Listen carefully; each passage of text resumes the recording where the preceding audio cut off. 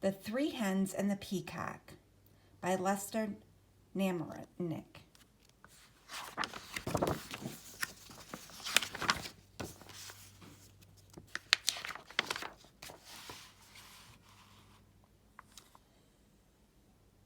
Things were quiet on the Tucker farm. The cows chewed their cud. The hens clucked and pecked and laid their eggs. The old hound stretched on the porch, watching and listening. Once in a while, someone would stop to buy tomatoes or corn. Nothing unusual happened here until that peacock showed up.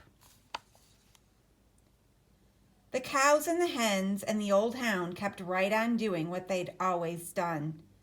But that peacock had never lived on a farm. He had no idea what to do. So he spread his fancy feathers and sent to shrieking.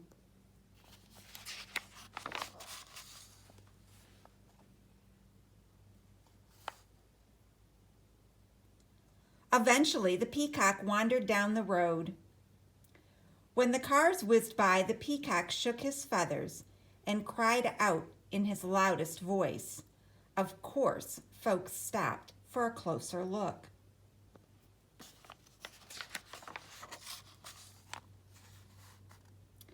Day after day, more folks stopped to admire the peacock, and they all bought tomatoes and corn, eggs and milk. Business on the Tucker farm was booming. Everyone seemed happy having the visitors stop by.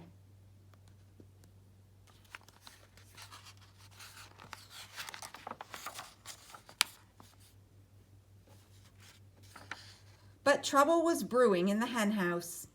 The hens were squawking and clucking and flapping their wings. We do all the work around here. I'd like to see that peacock lay one single egg. Exactly. He just struts and screams. I suppose fancy feathers are more important than laying eggs. That lazy peacock gets all the attention, and we do all the work. The peacock had heard every word. For days he moped about, moaning and groaning. I wish I could be more useful around here. Clucked one hen. The others ruffled their feathers. The old hound stretched and slowly raised his head.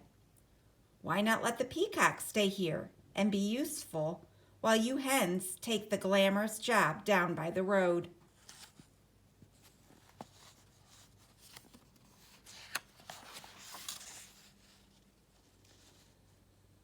The hens began clucking around to one another.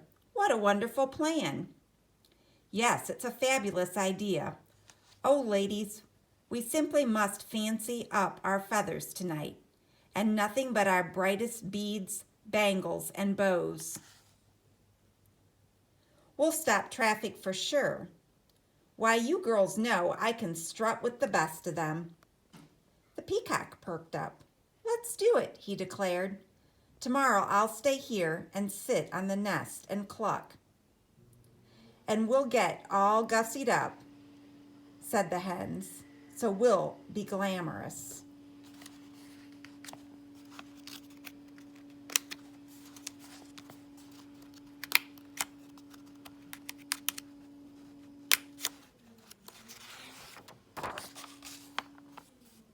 At sunrise the next morning, the hens strutted down to the road.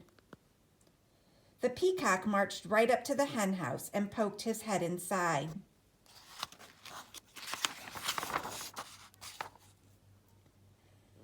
The hens flocked by the road waiting for a car. When they saw one approaching, they clucked and squawked and flapped their wings in a fury of feathers. But every car whizzed right by. The peacock stuck his tummy and wiggled from left to right, sucked in his tummy and wiggled from left to right. trying to squeeze through the tiny hen house door. His front half was in, but his back half was out.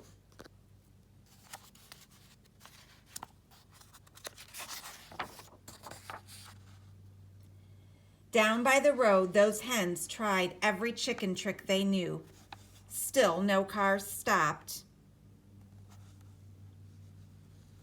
Finally, the peacock made it into the hen house.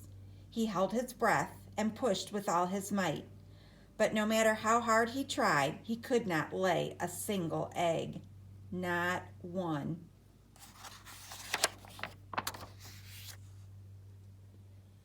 The old hound stretched out on the porch, watching and listening. "What's that peacock doing in the hen house?" asked Farmer Tucker. "Who knows?" said Mrs. Tucker. "And what are those hens doing down by the road? Not one of them is up here laying eggs." "Well, the way things are going, we aren't likely to have anyone buying eggs today," said Farmer Tucker. "We need that peacock down there stopping cars."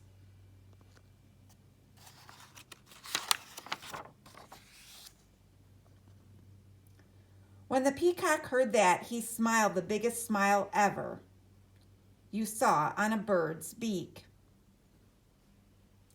"I'm helping," he thought. He squirmed back and forth until he popped out of the cramped hen house, then trotted off to find the hens.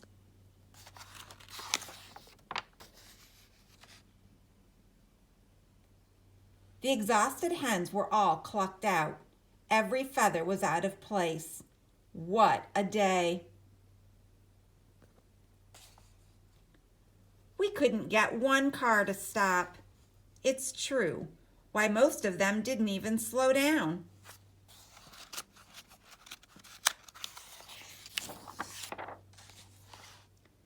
The peacock met the hens as they trudged up the road. "I can tell you I'm no good at laying eggs," he said. "I'm just not meant for it." One hen nodded.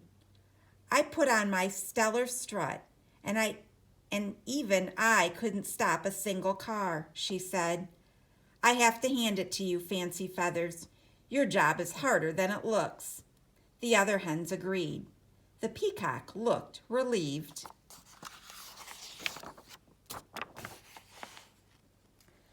So the hens marched back to the hen house. The peacock strutted down to the road. The old hound stretched out on the porch, watching and listening. And things were quiet again on the Tuckers' farm.